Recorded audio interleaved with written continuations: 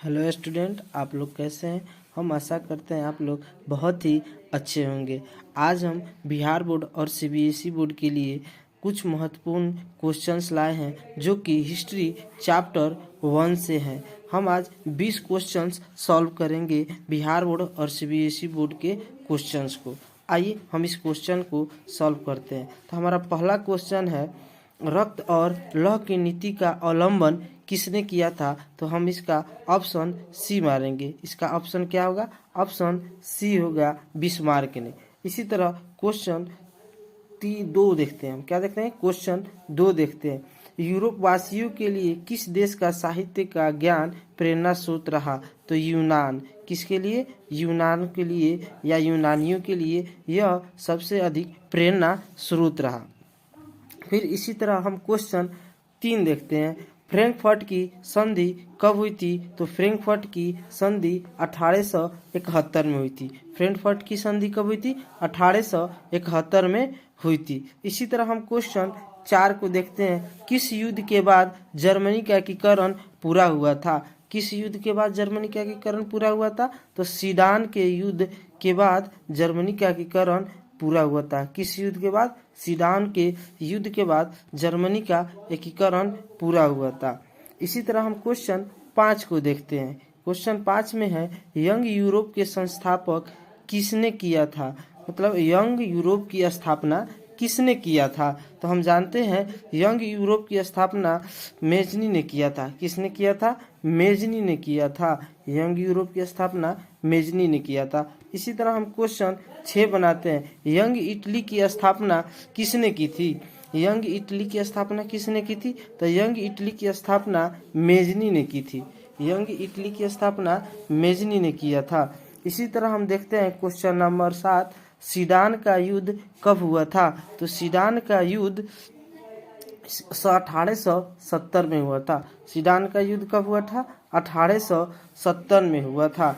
इसी तरह हम क्वेश्चन 8 को देखते हैं, सन 1870 में फ्रांस और प्रसा के बीच युद्ध कहाँ हुआ था। फ्रांस के बीच युद्ध कहाँ हुआ था। तो हम इसका ऑप्शन सी मारेंगे। 8 का ऑप्शन क्या होगा? 8 का ऑप्शन ए होगा। 8 का ऑप्शन ए होगा। तो हम 8 का हम लोग ऑप्शन ए भरेंगे। क्या होगा? सेडोन के युद्ध। कौन का? किसका युद्ध? तो सेडोन का युद्ध भरेंगे। इसी तरह वियना सम्मेलन कब हुआ था। तो वियना सम्मेलन 1915 में हुआ था। वियना सम्मेलन कब हुआ था? 1915 में हुआ था। इसी तरह हम क्वेश्चन नंबर 10 को देखेंगे, वियना किस देश की राजधानी है। तो वियना ऑस्ट्रिया की राजधानी है। किसकी राजधानी है? ऑस्ट्रिया की राजधानी है। इसी तरह हम देखेंगे क्वेश्चन नंबर 11, क्रीमिया युद्ध किस वर्ष हुआ था। क्रीमिया युद्ध किस वर्ष हुआ था। तो हम बोलेंगे 1853 में क्रीमिया युद्ध हुआ था। कब हुआ था? 1853 में क्रीमिया युद्ध हुआ था। फिर इसी तरह हम देखेंगे क्वेश्चन नंबर 12, राष्ट्र की अवधारणा का जन्म किस घटना से माना जाता है। राष्ट्र अवधारणा की धन किस घटना से माना जाता है। तो फ्रांस की क्रांति। राष्ट्र की अवघटना की धन किस क्रांति से माना जाता है? फ्रांस की क्रांति। इसी तरह हम क्वेश्चन नंबर 13 को देखेंगे, नेपोलियन संहिता किस वर्ष लागू की गई थी। नेपोलियन संहिता किस वर्ष लागू की गई थी। तो ऑप्शन नंबर डी होगा, 1804 में। कब हुआ था? 1804 में हुआ था। इसी तरह वियना सम्मेलन का अध्यक्ष कौन थे। वियना सम्मेलन का अध्यक्ष कौन थे। तो इसका भी ऑप्शन नंबर डी होगा, मेटरनिख। वियना सम्मेलन का अध्यक्ष कौन थे। तो मेटरनिख थे। इसी तरह क्वेश्चन नंबर 15 देखेंगे। क्या देखेंगे? क्वेश्चन नंबर 15 देखेंगे, मेटरनिख किस व्यवस्था का उद्देश्य क्या था। मेटरनिख व्यवस्था का उद्देश्य क्या था। तो कि मेटरनिख व्यवस्था का उद्देश्य हम कह सकते हैं कि मेटरनिख व्यवस्था का उद्देश्य पुरातन व्यवस्था की पुनः स्थापना करना।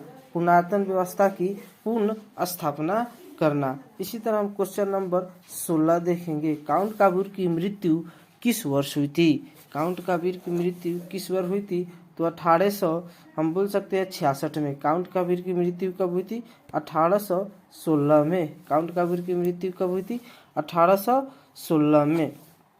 इसी तरह हम कह सकते हैं इटली और जर्मनी के एकीकरण का विरोध कौन था? विरोधी कौन था? इटली और जर्मनी के एकीकरण का विरोधी कौन था? तो हम बोल सकते हैं कि इटली और जर्मनी के एकीकरण का विरोधी हम बोल सकते हैं ऑस्ट्रिया था। कौन था? ऑस्ट्रिया था।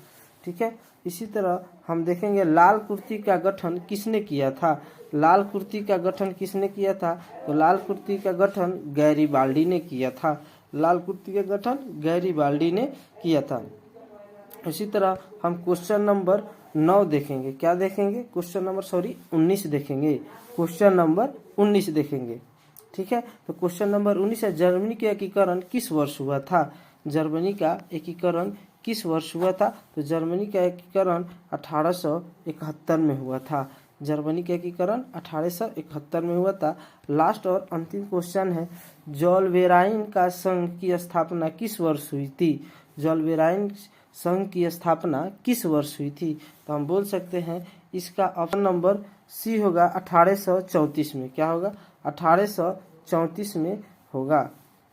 Thank you so much. आगे बढ़ने के लिए इस वीडियो को आप लोग लाइक और शेयर जरूर कीजिएगा, ताकि मैं चैप्टर 1 का 20 क्वेश्चंस और महत्वपूर्ण लेकर आएंगे।